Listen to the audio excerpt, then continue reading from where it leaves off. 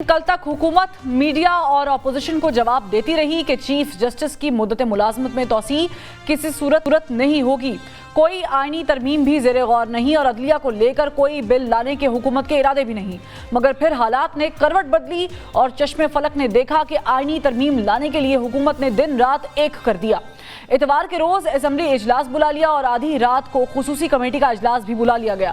यानी आईनी तरमीम को लेकर हुकूमत की बेचैनी वाज़े थी, मगर मेल मुलाकातें, वादे और लारे, आनियां जानियां, बैठकें और मुशावरतें सब धरा का धरा रह गया और हुकूमत आईनी तरमीम करने में फिलहाल कामयाब नहीं हो सकी।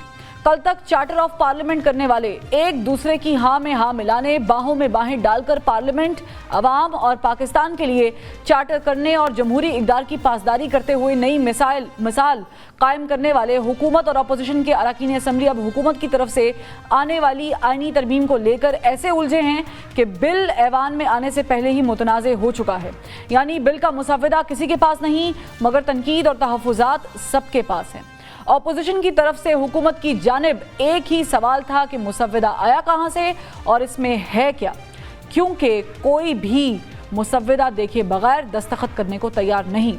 हुकूमती दावों के मुताबिक तो उनकी नंबर गेम पूरी थी, मुसव्वदा तैयार था और आईनी तरमीम लाने के लिए हुकूमत की पोजीशन भी मुस्तहकम थी। मगर JUIF के मौलाना फजलुर रहमान ने हुकूमत के सारे अरमान आंसुओं में बहा दिए।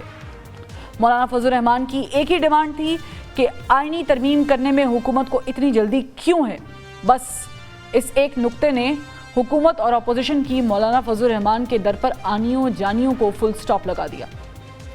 आईनी तरमीम का मंसूबा खटाई में पड़ गया और तरमीम का फुल स्पीड में आता ट्रक उलट गया। आईनी तरमीम का बिल पेश और पास न होने की वजह टाइमिंग है। चीफ जस्टिस की मुद्दत मुलाजमत में तोसी या फिर सुप्रीम कोर्ट से बालातर एक और आईनी अदालत। फिलहाल हुकूमत बैकफुट पर चली गई और अपोजिशन की जीत नजर आ रही है। मगर सवाल ये है कि हुकूमत को आईनी तरमीम की इतनी जल्द क्यों थी, और सबसे बढ़कर ये कि क्या आइन और कानून में इन तब्दीलियों की ज़रूरत और गुंजाइश मौजूद है या फिर नहीं।